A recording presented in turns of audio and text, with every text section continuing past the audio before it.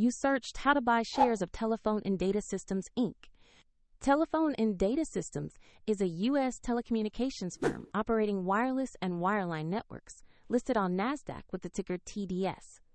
This is an educational walkthrough and not investment advice. To buy shares, you will need a brokerage account. Here I use eToro as an example to show the steps. After registering, you must verify the account, usually with a government ID, and add funds to your wallet before placing an order. Use the platform's search box and type the ticker TDS to find the company listing. Make sure you select the Telephone and Data Systems, Inc. entry that matches the NASDAQ ticker. On the stock page, you will see basic company information and a price chart showing recent market activity. Confirm the name, ticker, and exchange to ensure this is the correct Telephone and Data Systems, Inc. share.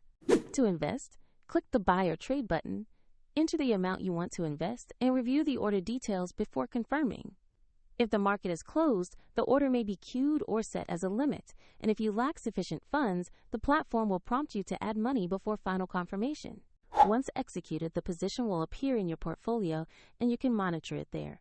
For the example link and more details, see the description below.